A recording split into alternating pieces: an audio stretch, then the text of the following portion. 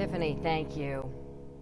In his first sit-down interview since the deadly Astroworld concert that killed 10 people last month, rapper Travis Scott addressed questions from people about their concerns. Yes, and those who are responsible. So Fox 26's Natalie Hee is joining us live from NRG to break all of this down.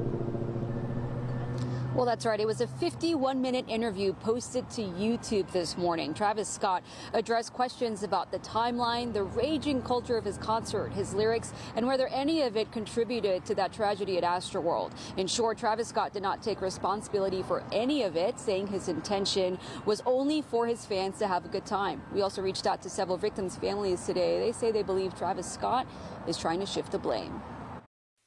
You can only help what you can see, you know what I mean? Mm-hmm. And then, you know, whatever you told. In a nearly hour-long interview posted to YouTube, rapper Travis Scott told radio personality Charlamagne the God that he's been an emotional roller coaster since his November 5th Astroworld concert that killed 10 people. Scott claims he had no idea his fans were getting trampled and dying, and that instructions were vague. I mean, they just told me right after, you know, the guests get off stage, you know, we're going to end the show. You know, and that's what we did. You know, other than that, there was no other communication. But it wasn't communication on why, you know, it was just, you know, that's what came through my ears. Scott also blamed the media several times, alleging the narrative was stacked against him. He specifically mentioned his conversation with Houston Police Chief Troy Finner before the concert. Troy Finner, he came to you and he said he voiced concerns over the crowd energy. So what did you and your team do with that information? I think that's what the media said, but I think it read to more so that he wanted us to, he knew that our crowd was, you know, the type of crowd that comes at a heavy crowd. So to communicate with him if we were doing anything outside of the week's itinerary. I believe that there were a bit of inconsistencies in his statement regarding when exactly he knew, when exactly did he know the deaths occurred?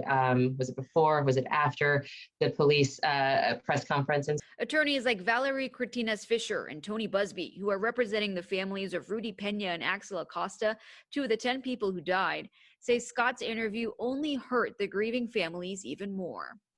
You know, the level of disgust that they have, because, you know, it's very transparent what Travis Scott and his team is doing, you know. Busby says Travis Scott made the situation worse by not taking any responsibility or so much as apologize for what transpired.